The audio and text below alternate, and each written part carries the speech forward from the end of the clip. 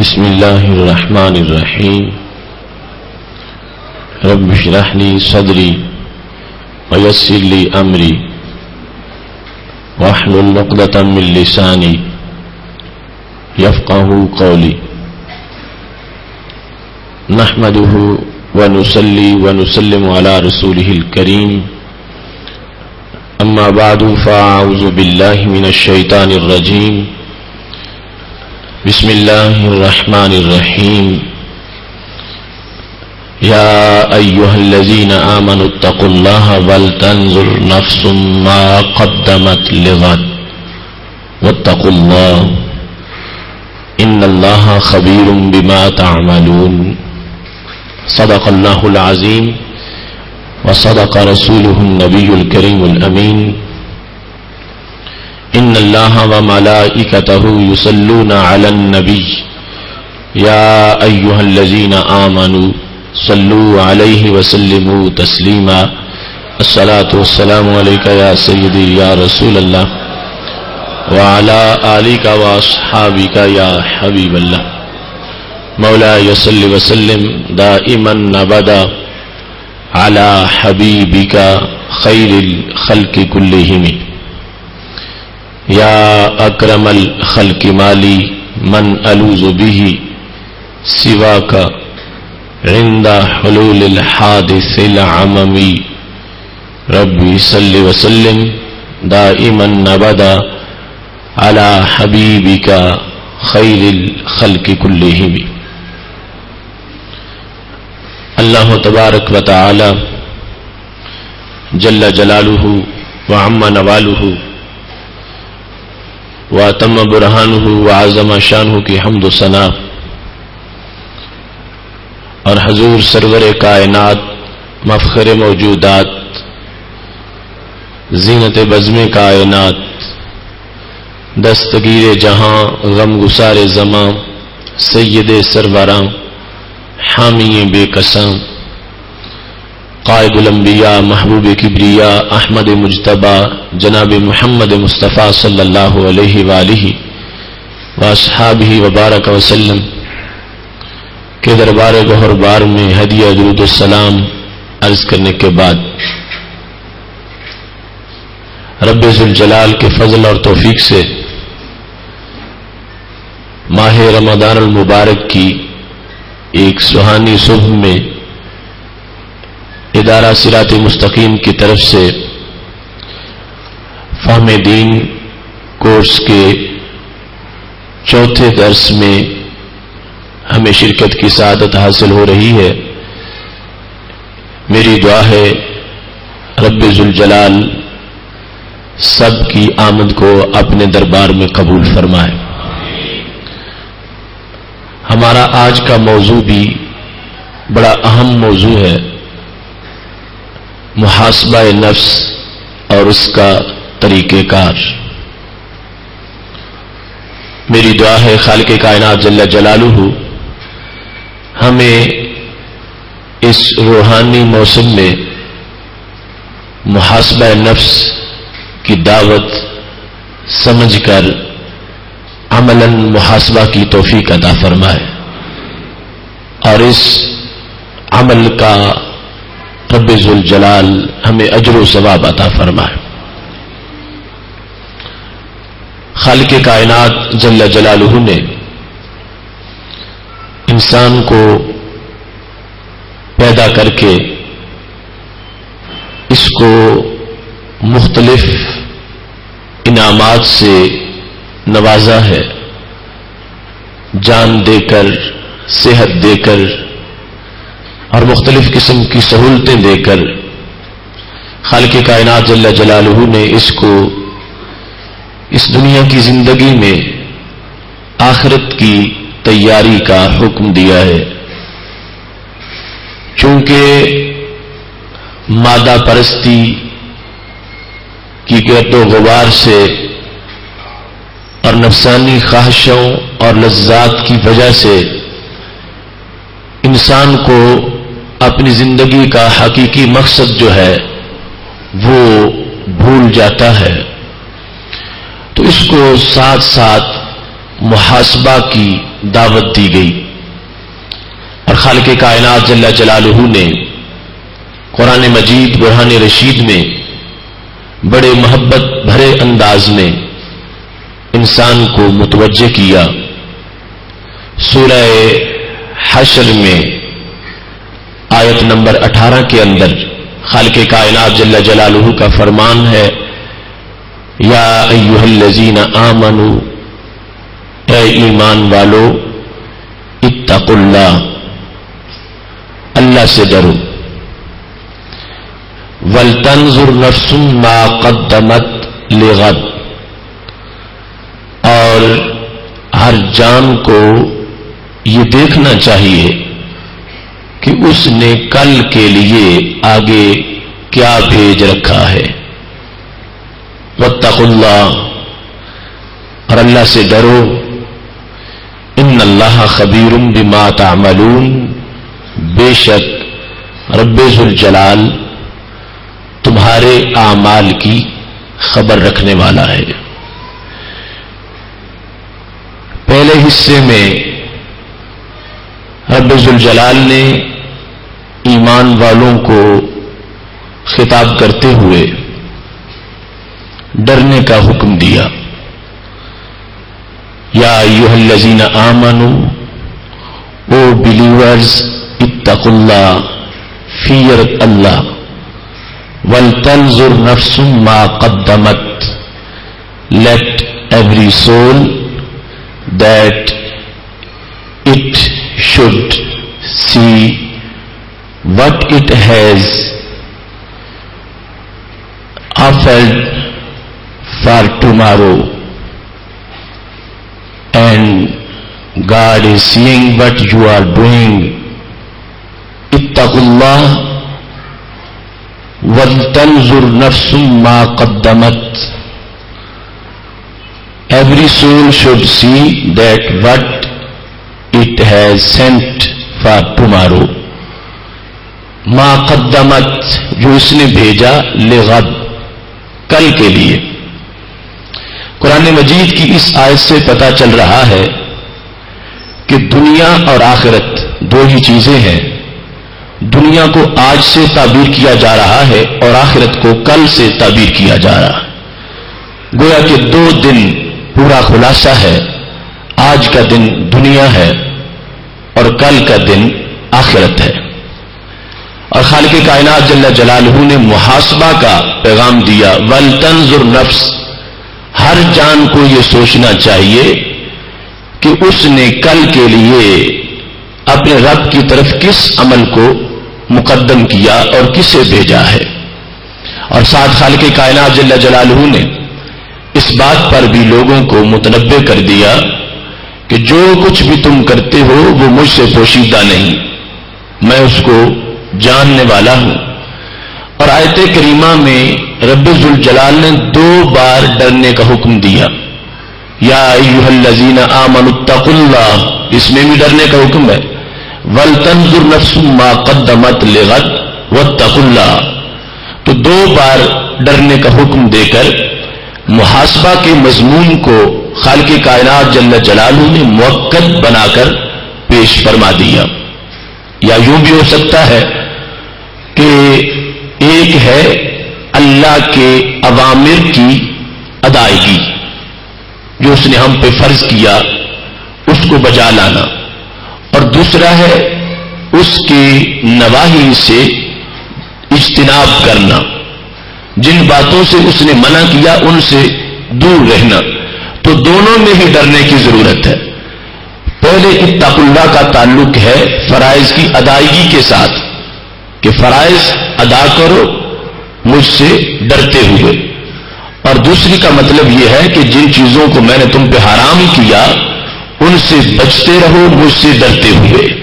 تو خالق کائنات جل جلالہ نے بڑے ہی جامع اور خوبصورت انداز میں انسان کو محاسبہ کا پیغام دیا کہ ہر وقت یہ سوچتے رہو کہ تم نے کل کے لیے کتنا پیش کر دیا ہے، کتنا بھی باقی ہے، اور جو پیش کیا وہ کیا اس لائق ہے کہ اس کو لے کے تم اللہ کے دربار میں کھڑے ہو سکو۔ کہیں ایسا تو نہیں کہ ندامت سے سارے نہ اٹھا سکو کہ جو عمل ہے وہ اتنا کبھی ہے، اتنا گندا ہے کہ جس کی وجہ سے اس کو ساتھ لے کے رب کے دربار میں کھڑا ہونا ہی بڑا مشکل ہو جائے. اس واسطے اس سے ڈرو اور آج محاسبہ کرو کہ ہم رب کے دربار میں جو کچھ لے کے کھڑے ہوں گے وہ ایسا ہونا چاہیے کہ ہم اس لائق تو ہوں کہ وہاں ہم حاضر ہو سکیں. کہیں ان اعمال کی ندامت کی وجہ سے ایسا نہ ہو کہ ہم اپنا سر جھکائے ہوئے اس انداز میں اپنے آپ کو کبھی لہجے کے اندر سمجھے اور کبھی صورت کے اندر سمجھے کہ جس کی وجہ سے قیامت کے دن اللہ کے دربار کے اندر کھڑا ہونا ہی ہمارے لیے مشکل ہو جائے.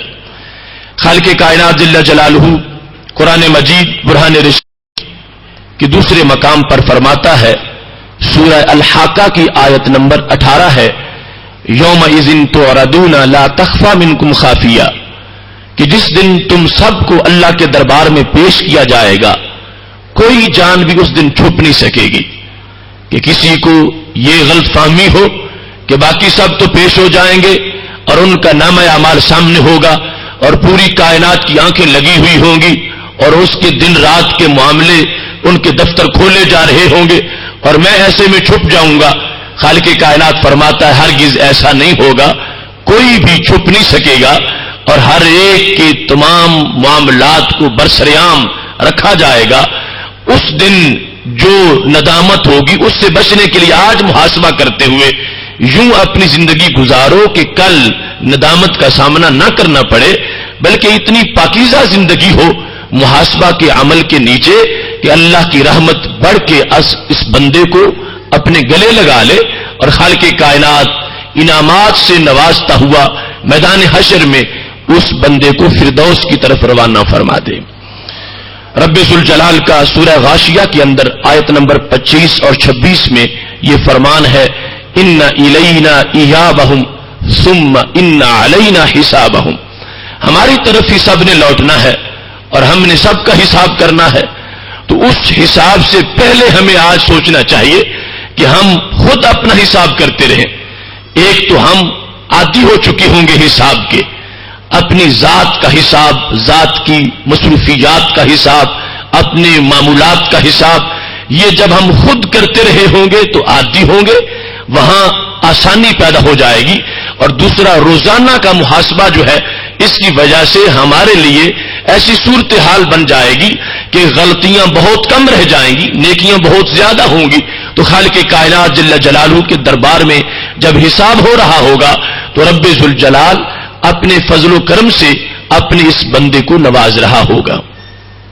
قرآن مجید برہان رشید نے محاسبہ کی اس دعوت کو اتنے خوبصورت طریقے سے بیان کیا ہے کہ رسول اکرم نور مجسم شفیع معظم صلی اللہ علیہ وسلم نے بار بار اس کی وضاحت کی اور اپنے فرامین کی روشنی میں اس کے ہر مرحلے کو مزین کیا. یہاں تک کہ صحابہ کرام علیہم رضوان تک بھی یہ پیغام اس انداز میں پہنچا کہ وہ لوگ جنہوں نے کبھی حشر کے حساب کے بارے میں سوچا ہی نہیں تھا اور جو جہالت کے گھٹاٹوپ اندھیروں میں ہر وقت سوئے رہتے تھے، ان کے نزدیک محاسبہ کی یہ دعوت اتنی تیز ہو گئی کہ سیدنا امیر المومنین عمر فاروق رضی اللہ تعالی عنہ کا بڑا مشہور فرمان، جس کو امام ترمذی نے اپنی جامع کبیر میں روایت کیا ہے اور ابن ابی دنیا نے محاسبۃ النفس کتاب کے اندر اس کو ذکر کیا ہے اور مدارج السالکین میں بھی اس کو روایت کیا گیا ہے کہ حضرت سیدنا عمر رضی اللہ تعالی عنہ فرمایا کرتے تھے، حاسبوا انفسکم قبل ان تحاسبوا، قبل اس کے کہ تمہارا حساب کیا جائے تم خود اپنا حساب کرو، اپنا محاسبہ کرو، اپنے معمولات کو دیکھو، اپنے اعمال کی تلاشی لو، تفتیش کرو کہ تم سے جو کام ہو رہے ہیں وہ کس نوعیت کے ہیں. کیا ان میں نظر ثانی کی ضرورت ہے، ان میں کسی تبدیلی کی ضرورت ہے، یا وہ سارے صحیح ہیں، یا ان کاموں کی جگہ تمہاری سیرت میں کچھ اور کام ہونے چاہیے. حاسبوا انفسکم، خود اپنا محاسبہ کرو قبل اس کے کہ تمہارا محاسبہ کیا جائے. اور فرمایا کرتے تھے زنو انفسکم قبل ان توزنوا، قبل اس کے کہ تمہارا وزن کیا جائے خود بھی اپنا وزن کیا کرو، اپنے اعمال کا وزن خود کیا کرو، قبل اس کے کہ وہ یوم الدین آ جائے جس دن اعمال کی ویلیو وزن کے لحاظ سے ہوگی۔ کافر کے عمل کا کوئی وزن نہیں نکلے گا، اگرچہ وہ کتنی بڑی سماج کی خدمت کر رہا ہو، کتنے لوگوں کے ساتھ اچھا سلوک اس نے کیا ہو، قیامت کے دن اس کا یہی عمل ہوگا جس کی ایک چھٹانک بھر بھی اس کا وزن نہیں نکلے گا۔ لیکن یہ مومن کی شان ہے کہ اگر اس نے کسی ایک پیاسے کو بھی گھونٹ پانی کا پلایا ہوگا تو خالق کائنات جل جلالہ اس کو اوت پہاڑ جتنا ثواب عطا فرما رہا ہوگا۔ تو حضرت عمر رضی اللہ تعالی عنہ یہ دعوت دیا کرتے تھے، زنو، تم خود وزن کرو اور اپنے اعمال کو دیکھو کہ اس میں خلوص کا کتنا حصہ ہے، اللہ کی رضا کا کتنا حصہ ہے، اور اس میں ریا کی کتنی ملاوٹ ہے، اور اس میں لوگوں کی چاہت جو ہے اور لوگوں کا لحاظ سے دکھلاوا جو ہے وہ کتنا شامل ہو چکا ہے۔ خود اپنے اعمال کا تم وزن کرو قبل اس کے کہ رب ذوالجلال کی طرف سے ترازو رکھا جائے اور وزن کیا جائے۔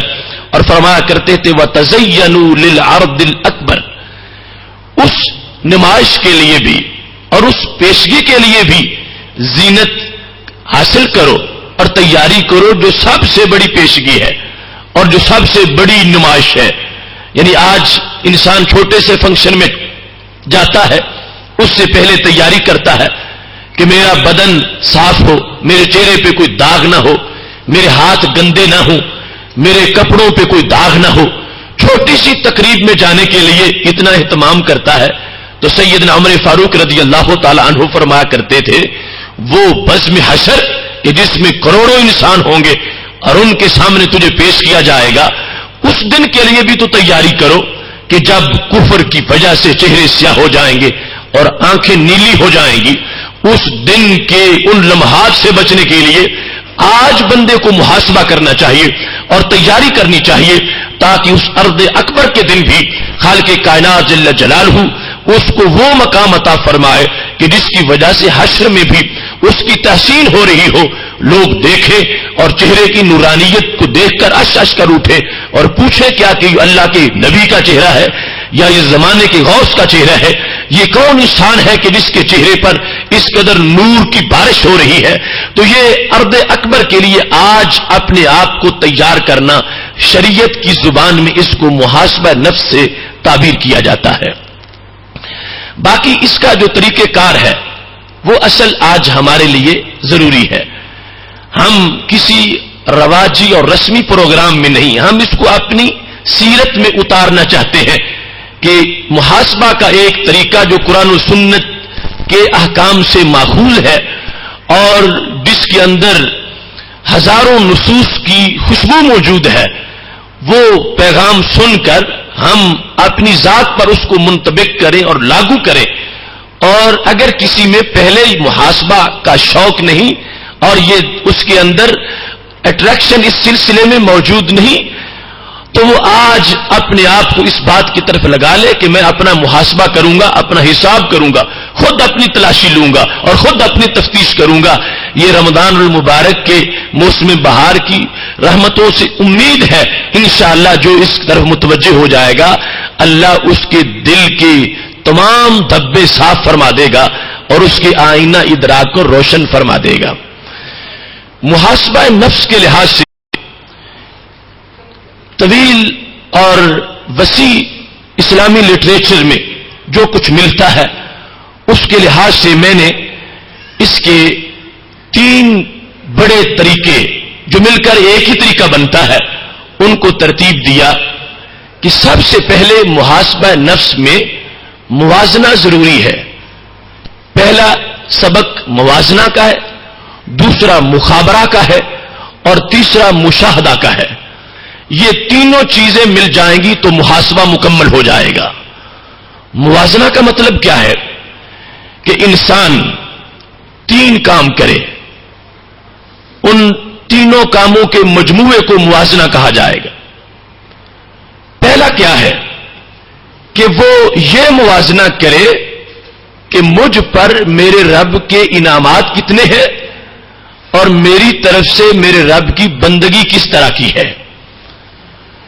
یہ کمپیریٹو اسٹڈی اس بات کی کرے کہ میرا رب مجھ پہ کتنی نعمتیں برسا رہا ہے، ہر دن میں کیا، ہر گھنٹے میں کیا، ہر منٹ کا ہی حساب ہم سے نہیں ہو سکے گا۔ محاسبہ نفس کا جو سب سے پہلا سبق ہے وہ ہے موازنہ اس بات کا کہ انسان یہ تقابل کرے کہ آج کے دن مجھ پر میرے رب کے انعامات کتنے ہوئے اور آج کے دن میں نے اپنے رب کی بندگی کتنی کی۔ ان دو چیزوں کو سامنے رکھے، خالق کائنات جل جلالہ کی طرف سے انعامات کو اور اپنی طرف سے بندگی کو، کہ ادھر سے مجھے دیا کیا جا رہا ہے اور ادھر سے میں پیش کیا کر رہا ہوں۔ ان دو چیزوں کو، اس بات کو سب سے پہلے موازنہ میں رکھے گا تو بندے کے لیے محاسبہ کے کام میں آسانی پیدا ہو جائے گی۔ اور یہ بات بھی بڑی ضروری ہے کہ انسان بیدار بصیرت کے ساتھ کھوج لگائے اور یہ گیس اور جج کرے کہ کتنے انعامات مجھ پر میرے رب کی طرف سے ہو رہے ہیں۔ انسان اپنی زندگی کے ایک لمحہ میں رب سے جو کچھ وصول کر رہا ہے، رب کعبہ کی قسم ہے کروڑ سال کی زندگی میں بھی اس کا حق ادا نہیں کر سکتا۔ ایک لمحے میں جو ملتا ہے، میں اس کی تفصیل میں نہیں جاتا، ایک حدیث شریف سے اس مفہوم کو واضح کرتا ہوں۔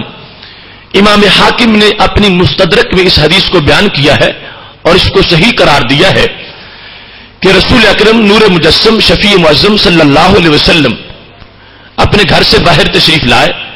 صحابہ کہتے ہیں خرج علینا رسول اللہ صلی اللہ علیہ وسلم، نبی اکرم صلی اللہ علیہ وسلم ہمارے پاس تشریف لائے تو فرمانے لگے ابھی میرے دوست جبریل مجھ سے رخصت ہو کے گئے اور انہوں نے میرے سامنے ایک بہت بڑے عابد و زاہد بندے کا تذکرہ کیا ہے۔ جبریل علیہ السلام کہنے لگے کہ یا رسول اللہ صلی اللہ علیہ وسلم ان للہ تعالی عبدا من عبادی، اللہ کے بندوں میں سے ایک بندہ ایسا تھا عبد اللہ عز وجل 500 سنہ، اس نے 500 سال تک اللہ کی بندگی کی۔ 500 سال تک سمندر کے اندر ایک چھوٹی سی پہاڑی پہ بیٹھا ہوا تھا اور اس کے لیے اللہ کا کرم یہ تھا پورا سمندر وہ کھاری پانی کا تھا، لیکن اس کے لیے اللہ نے اس پہاڑی کے ساتھ میٹھے پانی کا چشمہ جاری کر رکھا تھا اور وہاں ہی ایک انار کا درخت اگایا تھا جس پر روزانہ تازہ انار لگتا تھا اور وہ عابد کھاتا تھا۔ ویسے تو موسم کے لحاظ سے سال میں ایک بار ایسا پھل لگتا ہے، لیکن اللہ نے اس کو اتنا نواز رکھا تھا کہ روزانہ نیا انار لگتا اور وہ اس کو تناول کرتا تھا۔ اس نے 500 سال تک اللہ کی بندگی کی۔ جس وقت اس کے وصال کا وقت قریب آیا تو اس نے اپنی ایک عجیب چاہت کا اظہار کیا۔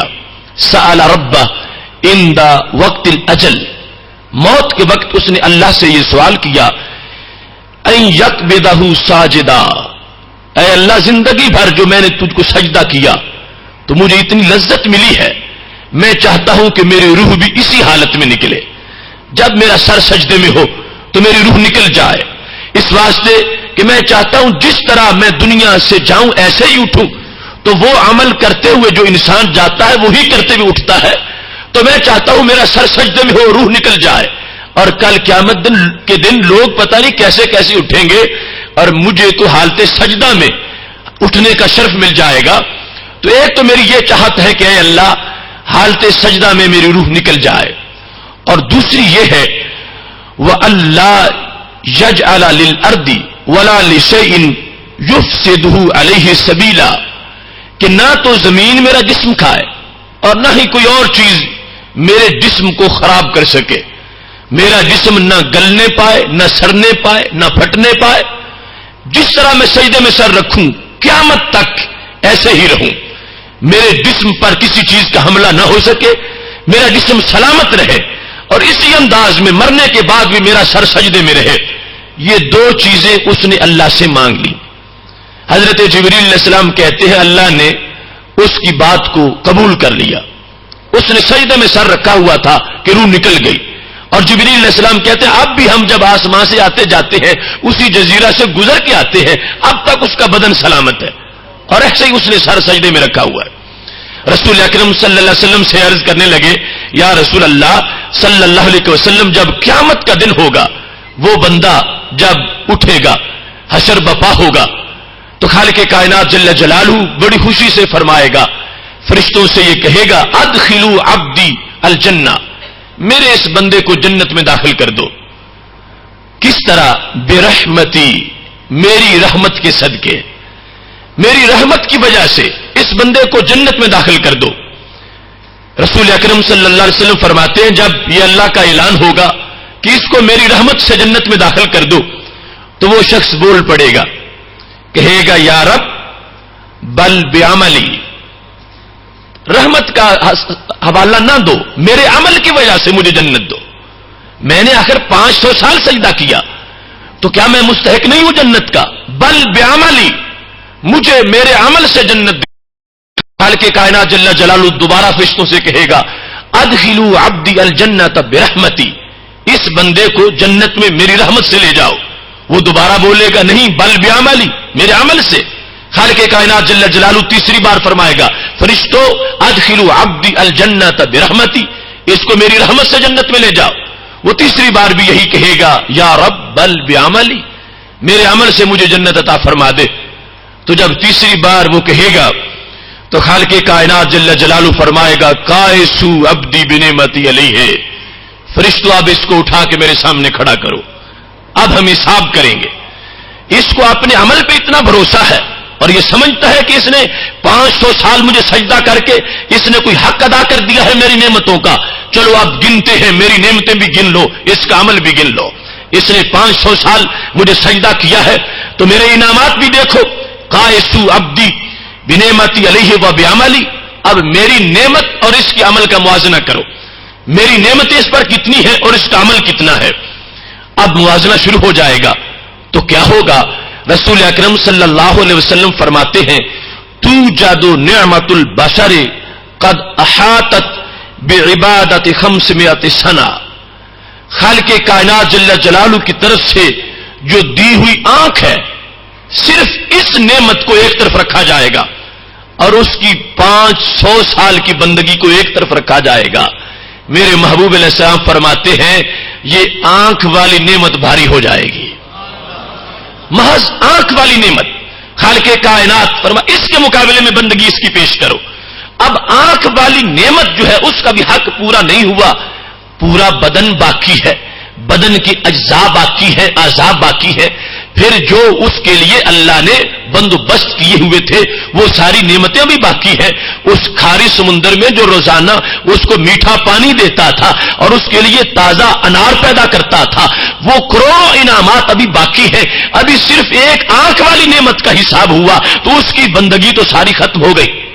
خالق کائنات فرمائے گا اب اس بندے کو جہنم میں داخل کرو، میرے انعامات اس پر کتنے ہیں اور اس کا عمل تو انعامات کے لحاظ سے بہت تھوڑا، اور اس نے خود یہ اپنی طرف سے پیشکش کی ہے کہ میرے عمل کے لحاظ سے فیصلہ کیا جائے، تو عمل کے لحاظ سے تو یہ ہے کہ نعمتیں تو بہت زیادہ ہیں اور عمل بڑا تھوڑا ہے۔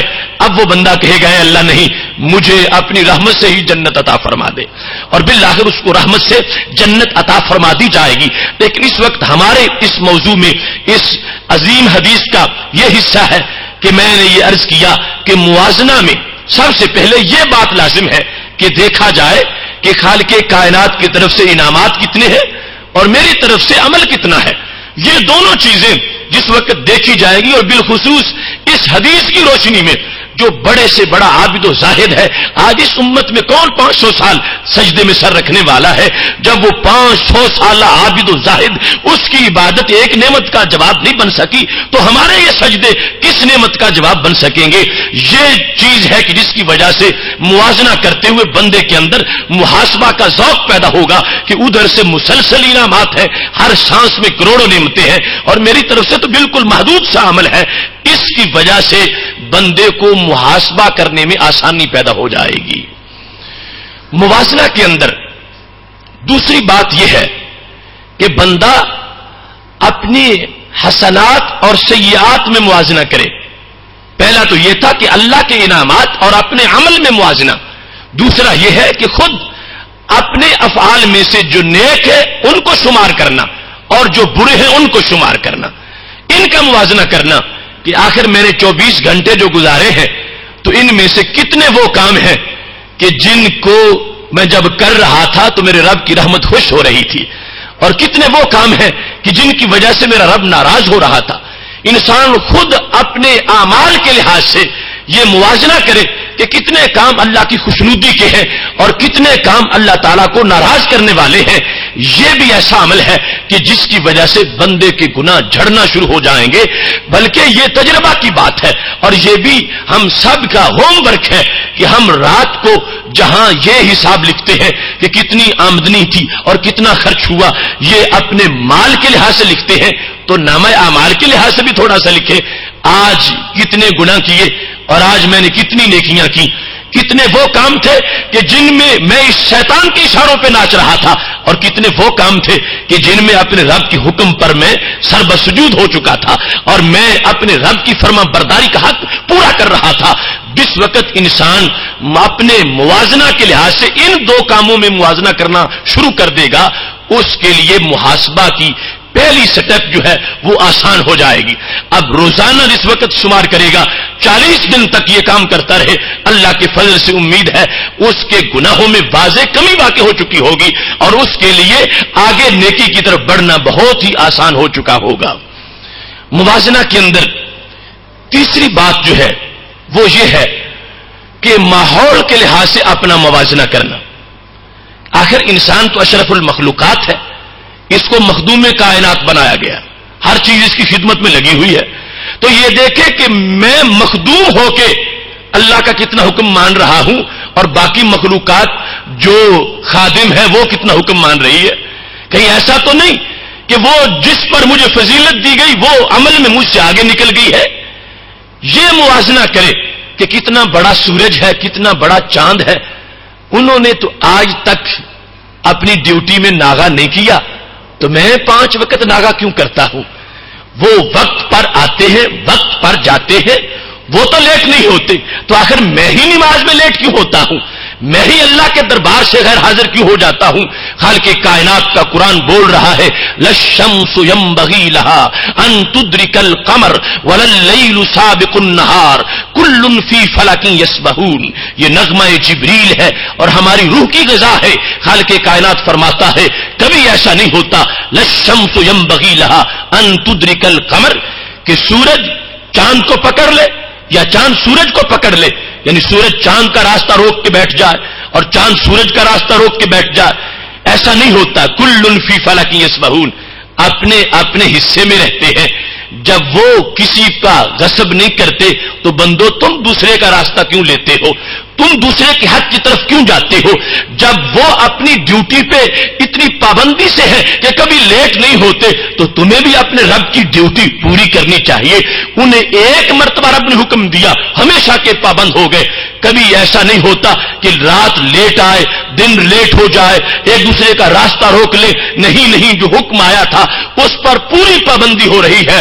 کل فی فلک یسبحون، وہ اپنے اپنے مدار کے اندر وہ موجود ہے اور اس کے اندر وہ آربٹ میں تیر رہے ہیں، اپنی حرکت میں موجود ہے۔ تو یہ دعوت ہے ماحول کی بھی محاسبہ کے لحاظ سے انسان کو کہ ہر چیز ڈیوٹی پہ ہے۔ زمین اپنا کام کر رہی ہے، ہمیں کھانے کو دیتی ہے، جانور اپنا کر رہے ہیں، ہمیں دودھ پلانے کے لیے اپنے آپ کو پیش کیے ہوئے ہیں، سواری کے لیے پیش کیے ہوئے ہیں اور گوشت کے لیے پیش کیے ہوئے ہیں۔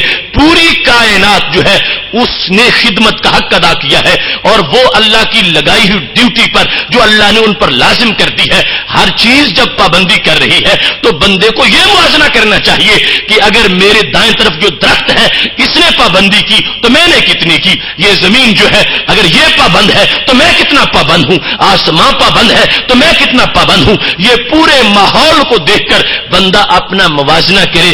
یہ تیسری قسم تھی موازنہ کی جس کی وجہ سے محاسبہ کا پہلا مرحلہ انشاءاللہ مکمل ہو جائے گا۔ اس کے بعد دوسرا حصہ وہ ہے مخابرہ۔ مخابرہ یہ جدید عربی کی اصطلاح ہے، یہ کہتے ہیں جاسوسی کو، مخابرات کا پورا شعبہ ہوتا ہے۔ تو مخابرہ موازنہ کے بعد محاسبہ، اپنا محاسبہ کرنے کا طریقہ کار کیا ہے؟ سب سے پہلے 3 قسم کا موازنہ کیا جائے اور اس کے بعد مخابرہ۔ مخابرہ سے اپنے آپ کو محتاط رکھا جائے اور مخابرہ کے معاملے میں اپنے آپ کو بیدار رکھا جائے. آدمی اس بارے میں گھبراتا ہے کہ میں یہ کام کر رہا ہوں کہیں میری جاسوسی نہ ہو جائے اور کہیں اس پر کوئی اور مطلع نہ ہو جائے. خالق کائنات جل جلالہ نے بندے کو محاسبہ کی طرف مائل کرنے کے لیے اس کو ایک نظام مخابرہ بھی دیا ہے کہ بندے تو گناہ کرے گا تو کس سے چھپ کے کرے گا اور کس زمین پہ کرے گا. کہ اس زمین کے علاوہ کوئی زمین بھی ہے جہاں تو بیٹھ جائے اور تو چھپ سکے؟ لا تأخذہ سنۃ ولا نوم، جس ذات کو نیند ہی نہیں آتی اور اونگ ہی نہیں آتی اس سے تو چھپ کیسے سکے گا؟ اور تو گناہ کرے گا تو کس جگہ پہ کرے گا؟ یہ زمین بھی تو کمپیوٹر ہے اللہ کا، اس میں فیڈ ہو رہا ہے کہ جو قدم اس پہ رکھا گیا تھا وہ قدم چوری کرنے کے لیے اٹھایا گیا تھا یا وہ قدم نماز پڑھنے کے لیے اٹھایا گیا تھا. ہر قدم جب رکھا جاتا ہے زمین اس کی گواہ بنتی ہے اور اس کے بارے میں وہ قیامت کے دن رپورٹ دینے والی ہے. تو یہ مخابرہ ایسی چیز ہے جب انسان اس کے بارے میں پوری طرح بیدار مغز ہو جائے تو اس کے لیے محاسبہ کا دوسرا مرحلہ بھی آسان ہو جاتا ہے. صحیح مسلم شریف میں حدیث شریف ہے کہ رسول اکرم نور مجسم شفیع معظم صلی اللہ علیہ وآلہ وسلم نے اپنے صحابہ کرام علیہم رضوان کو اس سلسلہ میں متوجہ کیا، بلکہ مخابرہ کی حیثیت کو واضح کرتے ہوئے آپ نے قرآن مجید کی اس آیت کی تفسیر کی، یومئذ تحدث اخبارہا. سورہ زلزال کے اندر جو آیا ہے کہ قیامت کا دن وہ دن ہے کہ جس دن زمین اپنی خبریں بیان کر دے گی. اس کی تفسیر کرتے ہوئے رسول اکرم صلی اللہ علیہ وسلم نے جب یہ آیت پڑھی، ابن حبان نے اپنی صحیح میں اس کو روایت کیا ہے کہ رسول اکرم صلی اللہ علیہ وسلم نے صحابہ سے پوچھا، اتدرون ما اخبارها، میرے صحابہ یہ جانتے ہو تم کہ زمین کی اخبار کیا ہے؟ جو قرآن کہہ رہا ہے کہ تحدث اخبارها، کہ زمین اس دن اپنی خبریں شائع کر دے گی، اپنی خبریں اس دن وہ عام کر دے گی. وہ کیا خبریں ہیں زمین کی؟ صحابہ تم جانتے ہو؟ صحابہ کرام علیہم رضوان نے کمال ادب سے یہ کہا، اللہ ورسولہ عالم، اللہ تعالیٰ جانتا ہے، اللہ خوب جانتا ہے اور اللہ تعالیٰ کے رسول علیہ السلام خوب جانتے ہیں. اللہ ورسولہ عالم، ہمیں پتہ نہیں کہ زمین کی اخبار کیا ہوگی. تو میرے محبوب علیہ الصلوۃ والسلام نے یہ فرما دیا، ان اخبارہا ان تشہد علی کل عبد بما عمل علی ظہرہا، کہ زمین کی خبریں یہ ہیں کہ زمین ہر بندے کے بارے میں جو زمین پر آباد ہے قیامت کے دن اس کے عمل کی خبر دے گی. ہر بندہ، جتنے بھی لوگ آباد ہیں، خواہ وہ کسی ملک میں رہتے ہیں کسی خطہ میں رہتے ہیں، آخر رہتے تو زمین کے اوپر ہے. اللہ نے یہ پورا نظام نیچے بچھایا ہوا ہے. زمین قیامت کے دن ہر بندے کے بارے میں خبر دے گی. انداز کیا ہوگا؟ رسول اکرم صلی اللہ علیہ وسلم فرماتے ہیں، عمل کذا و کذا فی یوم کذا و کذا. زمین کہے گی، اے اللہ اس بندے نے فلاں دن فلاں کام کیا تھا، اس نے فلاں دن فلاں کام کیا تھا اور فلاں نے فلاں دن فلاں کام کیا تھا. تاریخ بھی بتائے گی، وقت بھی بتائے گی، کام بھی بتائے گی. تو خالق کائنات جل جلالہ نے قرآن مجید میں اس آیت کو نازل کر کے بندے کو محاسبہ کی طرف متوجہ کیا، مخابرہ کے لحاظ سے بھی، کہ تو جہاں بھی چھپے گا آخر وہ زمین کا کوئی حصہ ہوگا، یا خود یا زمین پر جو چیز رکھی گئی ہے وہ ہوگی. اور ہر چیز زمین میں، زمین کے اوپر جو ہے اس کو سب وہ نوٹ کر رہی ہے اور وہ بتائے گی. جہاں بھی چھپ کے جائے گا، جدھر بھی چھپے گا، وہ زمین بیان کرے گی. جب اتنا بڑا جاسوس اے بندے تیرے پیچھے لگا ہوا ہے تو اس جاسوس سے اپنے آپ کو بچا لے. اس جاسوس نے تو کوئی بات بھی نہیں چھوڑنی. تو اپنا آج فکر کر، آج محاسبہ کر، آج سوچ کے قدم رکھ. چھپتا ہے تو سوچ کے چھپ کہ زمین پہ ہی چھپ رہا ہے. ایک تو اللہ خود دیکھ رہا ہے لیکن اس نے پھر نظام عدل بنا رکھا ہے. چلو بندے میں خود بیان نہیں کرتا، میری زمین بیان کر دے گی. ما یلفظ من قول الا لدیہ رقیب عتید. ہم نے فرشتے بھی ساتھ رکھے ہوئے ہیں، جو تم لفظ بولتے ہو زبان سے نکلتا جاتا ہے وہ فوراً لکھ لیتے ہیں. جہاں بھی ہوتے ہو وہ فوراً لکھتے ہیں. یہ رپورٹر بھی ساتھ ہے، نظر نہیں آتے مگر وہ بھی لکھ رہے ہیں. زمین کے بارے میں ہمیں پتہ ہی نہیں چلتا چلتا کہ ہم نے جو برائی کی وہ زمین بھی نوٹ کر رہی ہے. اللہ نے مخابرہ کے اس نظام پر مطلع کر دیا کہ وہ بھی جاسوسی کر رہی ہے، بلکہ اس سے زیادہ خود بندے کا بدن بندے کے خلاف جاسوسی کر رہا ہے. اور قیامت کے دن ہر گناہ کے بارے میں یہ گواہ بن جائے گا اللہ کے دربار میں. تو آج پھر بندے کو ان ساری چیزوں کو سامنے رکھتے ہوئے اپنا محاسبہ کرنا چاہیے کہ یہ تو ہر چیز میری جاسوس ہے. یہ اتنا میرا پیارا ہاتھ جس کو میں بچا کے رکھتا ہوں اور تھوڑا سا زخم ہو جائے تو اس کی پٹی کرتا رہتا ہوں. یہ میرے پیارے قدم یہ تو میرے خلاف جاسوس ہے. اگر میں اللہ کا نہیں بنوں گا تو یہ میرے کیسے بنیں گے؟ یہ میرے خلاف بولیں گے، میرے خلاف گواہی دیں گے. یہ وہ چیز ہے جو بندے کو محاسبہ کی طرف مجبور کرتی ہے اور نتیجہ میں اس کا نامہ اعمال گناہوں سے پاک ہو جاتا ہے. رسول اکرم نور مجسم شفیع معظم صلی اللہ علیہ وسلم نے ارشاد فرمایا، صحیح مسلم میں ہے، صحابہ کرام علیہم رضوان کہتے ہیں کننا عند النبی صلی اللہ علیہ وسلم فضحکا، کیا خوبصورت محفل تھی، سیما پاتھی، کیا ان لوگوں کی قسمتیں حصے میں جن کی آئیں وہ مہتاب صحبتیں. نبی اکرم صلی اللہ علیہ وسلم بزم میں تشریف فرما ہے اور صحابہ کرام علیہم رضوان کا جمع غفیر ہے. اچانک ہمارے محبوب علیہ السلام نے مسکرانا شروع کر دیا. بظاہر کوئی سبب نہیں تھا مسکراہٹ کا، نہ کسی نے کوئی ایسی بات کی، نہ کسی کا کوئی ایسا عمل سامنے آیا کہ اس پر مسکراہٹ کا اظہار کیا جائے. جب رسول اکرم صلی اللہ علیہ وسلم مسکرائے تو کتنا خوبصورت منظر تھا. خود پوچھا ہل تدرون بما اضحکو، میرے صحابہ کا تمہیں پتا ہے کہ میں کیوں مسکرا رہا ہوں؟ کیا جانتے ہو کہ مجھے ہنسی کیوں آئی ہے؟ تمہیں پتا ہے کہ مسکراہٹ کس وجہ سے ہے؟ یہ سوال کر کے جب آپ نے پوچھا، صحابہ کہتے ہیں قلنا اللہ ورسولہ عالم. کتنا ادب ہے. کہنے لگے ہم یہی پیش کرتے ہیں یا رسول اللہ صلی اللہ علیہ وسلم، آپ کی مسکراہٹ کا سبب آپ کا رب بہتر جانتا ہے اور آپ بہتر جانتے ہیں. آپ خود ہی فرما دیں کہ اس مسکراہٹ کی وجہ کیا ہے اور سبب کیا ہے. تو میرے محبوب علیہ الصلوۃ والسلام کے الفاظ کا مطلب یہ تھا، میرے صحابہ میں بیٹھا تو یہاں ہوں مگر تمہیں پتہ نہیں نگاہ کہاں تک پہنچی ہوئی ہے. من مخاطبۃ العبد ربہ، فرمایا آج یہاں بیٹھ کے میں میدان حشر کو دیکھ رہا ہوں. میدان حشر سامنے ہے اور وہاں بندہ جو اپنے رب سے گفتگو کر رہا ہے اس کو سن کے آج جو مستقبل میں ہوگی اس گفتگو کو سن کے مجھے ہنسی آ گئی ہے. اور میں سادے بندے کی گفتگو پر مجھے تعجب آیا ہے کہ اپنے رب سے کیسی سادہ گفتگو کر رہا ہے اور کس انداز میں اپنے رب سے بول رہا ہے. بندے کی جو رب سے گفتگو ہے حشر کے دن، مجھے اس کی طرف توجہ سے یہ مسکراہٹ آ گئی. صحابہ کرام علیہم رضوان نے پوچھا یا رسول اللہ صلی اللہ علیہ وسلم پھر ہمیں بھی شریک فرحت فرما دو، ہمیں بھی پتہ چل جائے کہ وہ کیسی گفتگو ہے کہ جس کی وجہ سے آپ کی طبیعت مسرور ہو رہی ہے، ہمیں بھی اس کا حصہ مل جائے. تو میرے محبوب علیہ السلام کی آنکھ نے جو دیکھا اور کان نے جو سنا اور مستقبل کے جو حالات جو کئی صدیوں کے بعد رونما ہونے تھے اور آج تک جن کا ابھی انعقاد نہیں ہوا، اب سے بھی کئی صدیوں کے بعد جو کچھ سامنے آنا تھا، میرے محبوب علیہ السلام کے کانوں نے سن لیا، آنکھوں نے دیکھ لیا اور ہو بہو اپنے صحابہ کے سامنے بیان فرما دیا. فرمایا حشر کے دن یہ گفتگو ہوگی بندے کی اللہ کے ساتھ کہ ایک بندہ اپنے رب سے یہ کہے گا یا رب الم تجرنی من الظلم، کیا تو نے مجھے ظلم سے نہیں بچایا؟ تو نے مجھے پناہ دی اور تو نے مجھے اے اللہ ہر ظلم سے بچایا. تیرا کتنا میرے ساتھ پیار ہے، تو نے مجھے کیا ظلم سے نہیں بچایا؟ فیقول بلا، خالق کائنات فرمائے گا کیوں نہیں اے بندے، میں نے تجھے ہر ظالم سے بچایا اور تجھے ہر ظلم سے بچایا. تو بندہ کہے گا یا اللہ آج پھر میری ایک اور بات بھی تسلیم کر لے.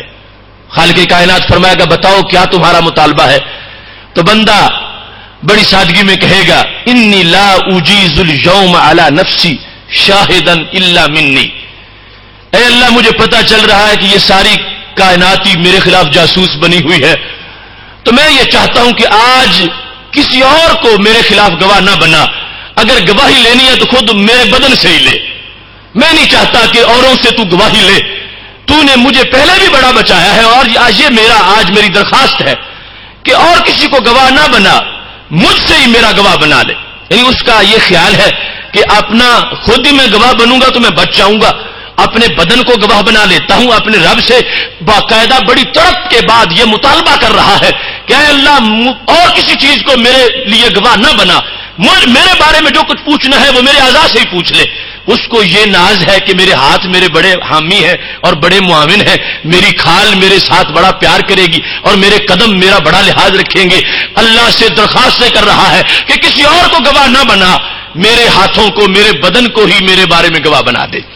رسول اکرم صلی اللہ علیہ وسلم فرماتے ہیں مجھے اس کی کلام پر تبسم آ گیا ہے کہ کتنا سادہ بندہ خود پھنسنے کی کوشش کر رہا ہے اور اللہ سے پوچھتا ہے کہ اور کسی کو گواہ نہ بنا، اے اللہ میرے اعضاء کو ہی میرے بارے میں گواہ بنا دے.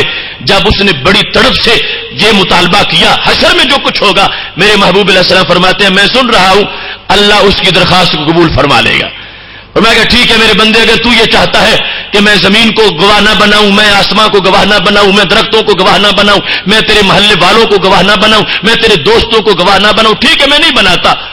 جو تو خود گواہ پیش کرنا چاہتا ہے وہی مجھے منظور ہے، ٹھیک ہے تیرے اعضاء کو ہی تیرا گواہ بنا دیتا ہوں.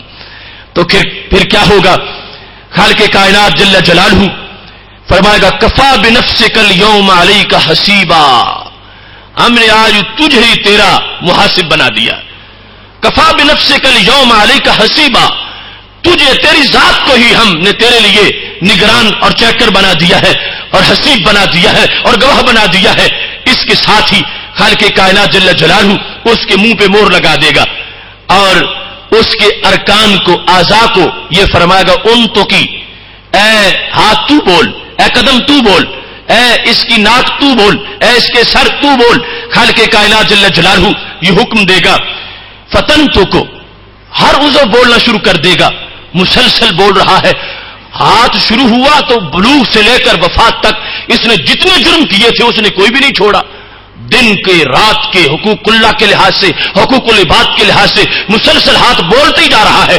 قدم جب شروع ہوا تو اس نے کئی دفتر کھول دیے، مسلسل پوری رپورٹنگ اس کے اندر موجود ہے اور وہ شکایتیں لگا رہا ہے، اے اللہ کی کتنا بد نصیب انسان تھا جس کے قدم تو نے مجھے بنایا تھا، یہ کبھی بھی مجھ سے چل کے خیر کی طرف گیا ہی نہیں.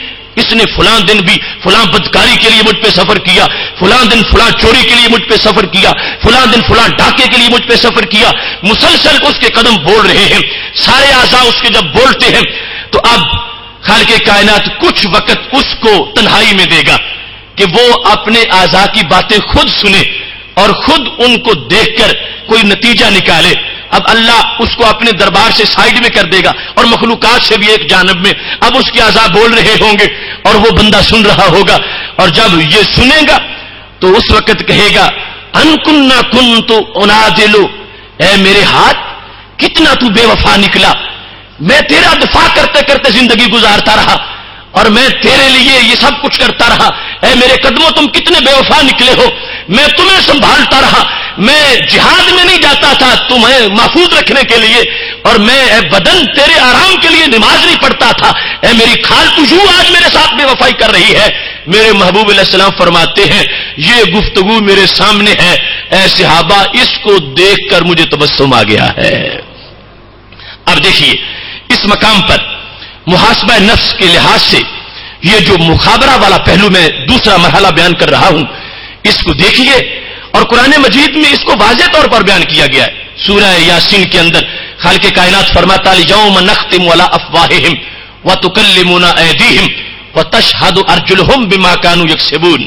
فرمایا ہم آج یعنی قیامت کے دن منہ پہ مور لگا دیں گے اور کیا ہوگا؟ فرمایا تکلمنا ایدیہم، ہم سے بندے کے ہاتھ باتیں کریں گے، وارجلہم ان کے قدم باتیں کریں گے. کس معاملے میں؟ بما کانوا یکسبون، جو کچھ بندے نے کسب کیا ہے، جو کمایا ہے، جو کچھ اس نے کیا ہے، یہ سارے باتیں کریں گے اور اس انداز میں بولیں گے، کوئی چیز بھی نہیں چھوڑیں گے. تو اللہ فرماتا ہے تمہیں اگر پتہ نہ چلتا اور قیامت کے دن یہ جاسوسی ظاہر ہوتی تو پھر تمہیں بڑا افسوس ہوتا کہ کاش کہ دنیا میں مجھے پتہ چل جاتا تو میں ان جاسوسوں سے بھی بچتا. اور اس سے بچنے کا مطلب ہی کیا تھا کہ کرتا ہی نیکی اور کرتا ہی کچھ نہ. یہ محاسبہ خالق کائنات نے پیغام ہمیں پہلے دے دیا کہ کل قیامت کے دن ہاتھ نہ ملتے رہنا، میں نے اس قرآن کو نسخہ کیمیا بنایا ہے اور اس میں تجھے بتا دیا ہے، اور محبوب علیہ السلام نے احسان کر کے کہ یہ ہر چیز تمہارے خلاف ہے، اگر تم اللہ کے نہیں تو یہ تمہاری کیسے ہوگی؟ یہ تب وفادار بنے گی کہ تم اپنے رب کے وفادار بن جاؤ گے۔ اور دیکھو تو صحیح یہ کتنا بڑا محاسبہ اس کے اندر مخابرہ کی جہت میں۔ آج کوئی شخص گناہ کرنے کے لیے یہ تو سوچتا ہے کہ مجھے محلے والے نہ دیکھ لیں، یہ سوچتا ہے کہ مجھے میرا بھائی نہ دیکھے، مجھے معاشرے کا کوئی فرد نہ دیکھے، لیکن کوئی ایسا ہوا کہ جس نے گناہ سے چھپانے کے لیے اپنے آپ کو ہاتھوں کو اتار دیا ہو کہ ہاتھوں تم ذرا گھر رہو، میں گناہ کر کے آ رہا ہوں، تم ساتھ ہوگے تو تم دیکھ لو گے؟ کوئی ایسا ہے جری بہادر کے جو قدم اتار کے رکھ دے کہ یہ قدم تو میرے خلاف گواہی دیں گے، جاسوس بن جائیں گے اور میں ان کو اتارتا ہوں اور گناہ کر کے آتا ہوں؟ ایسا ممکن ہی نہیں۔ تو پھر بندے کو سوچنا چاہیے، ہر چیز اس سے مطالبہ کر رہی ہے کہ بندے اپنا محاسبہ کر، خود اپنے آپ کو کنٹرول میں کر، اور یہ وہ چاہت ہے جو کائنات کی ہر چیز کے اندر موجود ہے، وہ بندے کو ستھرا دیکھنا چاہتی ہے۔ اور بندہ جس وقت اس جاسوسی کے نظام کو دیکھتا ہے تو اس کے اندر یہ تحریک پیدا ہوتی ہے کہ جب ہر طرف رپورٹنگ ہو رہی ہے تو میں ہی بندہ بن جاؤں، میں وہ کام کرتا رہوں کہ قیامت کے دن شجر و حجر میری نیکی کے نعرے لگا رہے ہوں۔ ایسے انداز میں قرآن مجید برہان رشید کا دوسرا حصہ حامیم السجدہ کے اندر آیت نمبر 21 ہے۔ خالق کائنات جل جلالہ کا فرمان ہے، وَقَالُوا لِجُلُودِهِمْ لِمَا شَهِدتُّمْ عَلَيْنَا۔ قیامت کا دن ہوگا تو مجرم اپنے چمڑے کو پکڑ کے کہیں گے، تم نے کیوں ہمارے خلاف گواہی دی؟ تم نے کیوں گواہی دی؟ قالوا، تو ساری کھالیں بولیں گی، چمڑے بولیں گے، انطقنا اللہ الذی انطق کل شیء، تمہیں ہم پہ تعجب ہے کہ ہمیں بولنا کیسے آ گیا؟ اے انسان، مجھے اس نے ہی بلایا ہے جس نے ہر ذات کو بلایا ہے، جس نے زبان کو بولنے کی توفیق دی، اس سے کیا بعید ہے کہ وہ چمڑے کو بولنے کی توفیق دے دے؟ تو یہ سب کچھ انسان کے بدن اور اعضاء کے لحاظ سے بھی یہ پورا ریکارڈ مرتب ہو رہا ہے۔ اور یہ اس دن ہاتھ آج تو گونگے ہیں، اس دن گونگے نہیں ہوں گے، قدم آج تو گونگے ہیں، بول نہیں سکتے، اس دن بولیں گے، اور بولیں گے۔ انسان کو جب اپنے قدموں سے یہ گرم ہوا آئے گی تو پھر اس کو افسوس ہوگا، میں اس بدن کو بچاتا رہا اور یہ بدن آج مجھے جلانے پہ تیار ہو گیا ہے۔ اس دن پتہ چلے گا، اور یہ اعضاء کی گواہی بالخصوص لی اس لیے جائے گی۔ ایک وہ ہے جس بندے کے خلاف کوئی دور والا اجنبی گواہی دے، اور دوسرا وہ ہے کہ عدالت میں اس کا بیٹا اس کے خلاف کھڑا ہو جائے۔ اب اس کو بیٹے کی خلاف ورزی پر جو بیٹا اس کے خلاف آ گیا، اس کو اس گواہی پر جتنا افسوس ہے اتنا اجنبی کی گواہی پر نہیں کہ وہ اس نے میرے خلاف گواہی کیوں دی، بیٹے پر بہت زیادہ افسوس ہے۔ تو خالق کائنات فرماتا ہے، ان ہاتھوں کو ہم نے گواہ بنایا تیرے لیے تاکہ بندہ افسوس میں ڈوب جائے، اس کی ندامت ہو کہ میں کس کے لیے سب کچھ کرتا رہا، یہ ہر چیز تو میرے خلاف ہو گئی ہے، اور دنیا میں اس کو بتا دیا تاکہ آج محاسبہ کرتے ہوئے ان اعضاء کو نیکیوں سے آباد کر لو، کل قیامت کے دن ہر عضو اپنی اپنی نیکی کا اعلان کر رہا ہوگا۔ محتشم سامعین حضرات، محاسبہ کے طریقہ کار کے لحاظ سے پہلا حصہ موازنہ کا تھا، اور دوسرا مخابرہ کا تھا، اور تیسرا مشاہدہ کا ہے۔ مشاہدہ کے اندر یہ ہے کہ بندہ یہ دیکھے کہ آخر میرا رب مجھ سے پیار کتنا کرتا ہے، اور ہر طرف اس کی رحمت کا شہود کیسا ہے، اس نے کس انداز میں مجھے اپنی قدرت کا شاہکار بنایا ہے، اور اس نے اتنی عظمت اور کسی کو نہیں دی جتنی عظمت اس نے مجھے دی ہے، تو پھر زیادہ باوفا بھی مجھے ہونا چاہیے۔ اس نے گھوڑے کو پیدا کیا، گدھے کو پیدا کیا، ان جانوروں کو پیدا کیا، بڑے بڑے پاورفل جانور ہیں، وہ پانی پیتے ہیں پھر بھی سر جھکاتے ہیں، اور چارہ چرتے ہیں پھر بھی سر جھکاتے ہیں، بلکہ ہر وقت ان کو ایک حالی طور پر جھکا رہنا پڑتا ہے کہ وہ مستقیم القامت نہیں کہ ان کا قد سیدھا ہو، ان کے اگلی ٹانگیں ہیں، ہر وقت وہ جھکے ہوئے ہوتے ہیں، اور پھر کبھی سر بھی جھکا لیتے ہیں، کھاتے ہیں پیتے ہیں۔ انسان کو رب ذوالجلال نے سیدھی قد دی ہے، اور اس کو ہر وقت جھکا ہوا نہیں بنایا، اور پھر اس کو یوں بھی محتاج نہیں کیا کہ یہ پانی پینے میں نالیوں پہ سر جھکائے اور خوراک میں چراگاہوں میں سر جھکائے، نہیں، اس کو بڑی عزت دی کہ اس کا سر اٹھا رہے، اس کا پانی اس کے ہونٹوں تک پہنچایا جائے گا، اس اس کو نالی میں جھوک کے کتوں کی طرح پینے کی ضرورت نہیں، اس کے لیے عزت کے ساتھ پیالہ منہ تک جائے گا، اور لقمہ بڑی عزت اور ادب کے ساتھ، اہتمام کے ساتھ ضیافت اس کی ہونٹوں تک جائے گی۔ خالق کائنات جل جلالہ نے انسان کو یہ دائمی وقار دے کر اس کو متوجہ کیا ہے کہ اے میرے بندے، میں نے تجھے ہر جگہ نہیں جھکایا، تیری یہ شان ہی نہیں کہ تو قطرے قطرے پہ سر جھکاتا رہے اور تنکے تنکے پہ سر جھکاتا رہے، میں نے تیرے سر کو یوں ذلیل نہیں کیا، تیرے سر کو میں نے بڑی عظمت دی ہے اور تیرے سر کو میں نے ہمیشہ اٹھا کے رکھا ہے تاکہ تیرا سر میرے دربار میں جھکا رہے۔ خالق کائنات جل جلالہ نے یہ جو مشاہدہ کے لحاظ سے محاسبہ کے لیے دعوت ہے، یہ بھی پوری کائنات کے لحاظ سے موجود ہے، اور پھر بالخصوص خالق کائنات جل جلالہ کی طرف سے جو محبت بھرا پیغام ہے، میرے نبی علیہ الصلوۃ والسلام نے کتنی خوبصورتی سے اس کو بیان کر دیا۔ حدیث قدسی ہے، رب ذوالجلال فرماتا ہے، من تقرب منی شبرا تقربت منہ ذراعا، جو ایک بالشت میرے قریب ہوتا ہے میں تو ایک گز اس کے قریب ہوتا ہوں۔ ومن تقرب منی ذراعا تقربت منہ باع، جو ایک گز میرے قریب ہوتا ہے میں تو 2 گز اس کے قریب ہوتا ہوں۔ ومن اتانی یمشی اتیتو ہرولا، جو میری طرف پیدل چل کے آتا ہے میں تو اپنی شان کے مطابق اس کی طرف دوڑ کے جاتا ہوں۔ اب یہ مشاہدہ بندے کو مجبور کرتا ہے کہ آخر اس خالق کے کرم تو پہلے ہی بہت زیادہ ہے، ہم ماضی میں جتنا ادھار کھا چکے ہیں اس کا حق بھی ہم آج سر سجدے میں رکھیں اور موت کے وقت سر اٹھائیں، پھر بھی جو کھا چکے ہیں ہم تو اس کا بدل بھی پورا نہیں کر سکتے، لیکن اس کا کرم کتنا ہے کہ اپنے دربار کی طرف بلاتا ہے تو نئی عظمتیں دے کر اور نئے انعامات دے کر، اور پھر یہ سہارا بھی دے رہا ہے بندے کو کہ ہو سکتا ہے کہ تو گھبرا جائے کہ میں نے 60-70 سال تو سرکشی میں گزار دیے ہیں، اب اللہ کے دربار میں جاؤں تو جاؤں کیسے، میں تو بڑا گندا ہوں اور میں تو ڈوبا ہوا ہوں گناہوں میں، میرے اللہ کی رحمت آواز دیتی ہے، ٹھیک ہے انسان تو بڑا گندا صحیح مگر میری رحمت کو ستھرا کرنے کا طریقہ بھی آتا ہے، اور تیرے بڑے گناہ صحیح مگر میرے اجر اس سے کہیں زیادہ ہے، تو آ تو جا، تو آ جا، واپس پلٹ تو صحیح، تھوڑا سا لوٹ کے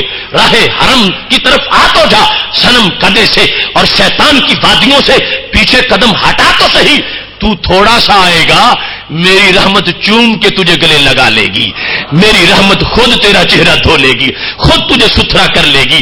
ہم تو مائل بکرم ہیں، کوئی سائل ہی نہیں، راہ دکھلائیں کسے، کوئی راہ روے منزل ہی نہیں، فرمایا پلٹو تو صحیح، لوٹو تو صحیح، آؤ تو صحیح، تم تھوڑا سا آؤ گے میری رحمت آگے بڑھ جائے گی، تم 1 گز آؤ گے یہ 2 گز جائے گی، اور تم اگر پیدل چل کے آؤ گے میں اپنی شان کے مطابق تمہیں لینے کے لیے دوڑ کے جاؤں گا۔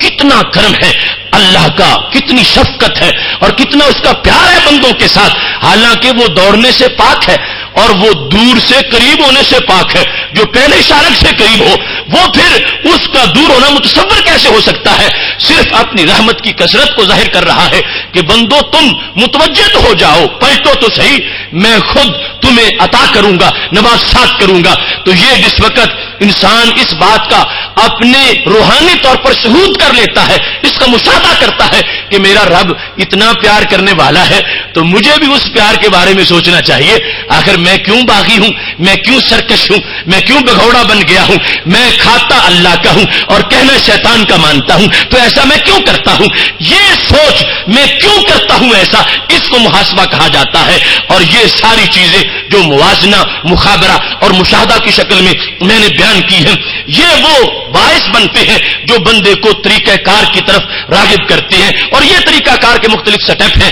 اور ان کے اندر بندہ اس وقت اپنے گناہوں کو گنتا ہے، شمار کرتا ہے، یہی اس کا محاسبہ ہے۔ جب گنے گا تو پھر بے حیا نہیں ہوگا، گننے کے بعد اس کے ذہن پر یہ بات مسلط ہو جائے گی کہ اے بندے تو کتنا ظلم کر رہا ہے، اتنے خالق سے تو سرکشی کر رہا ہے جو اتنا کرم والا ہے، جس کے فضل اتنے ہیں، جس کے انعامات اتنے ہیں۔ ان ساری چیزوں کو اپنے ذہن کے اوپر جس وقت ایک بندہ حاوی کر لیتا ہے اور اپنے گناہوں کو سامنے رکھ کر اللہ کی نعمتوں کو بار بار دیکھتا ہے تو اس کے اندر یہ ذوق پیدا ہوتا ہے کہ اب جو ہو چکے ان کی تو معافی مانگ لوں اور آگے راہ ستم میں چلنے سے اجتناب کروں۔ اب ہر قدم میرا راہ حرم کی طرف ہونا چاہیے، یہ صنم قدے کی طرف نہیں ہونا چاہیے۔ اب قدم میرا اللہ کی مسجد کی طرف اٹھنا چاہیے، یہ شراب کھانے کی طرف نہیں اٹھنا چاہیے. اب میرے ہاتھ، میرے قدم، میری آنکھیں، میرے کان، یہ سارے گناہوں سے محفوظ رہنے چاہیے اور پاک رہنے چاہیے. یہ وہ ہے جس کو محاسبہ نفس کہا جاتا ہے. میری دعا ہے خالق کائنات جل جلالہ ہم سب کو عملاً اس تقوی کے موسم بہار میں اپنے اپنے محاسبہ کی توفیق عطا فرمائے. وآخر دعوانا ان الحمد للہ رب العالمین.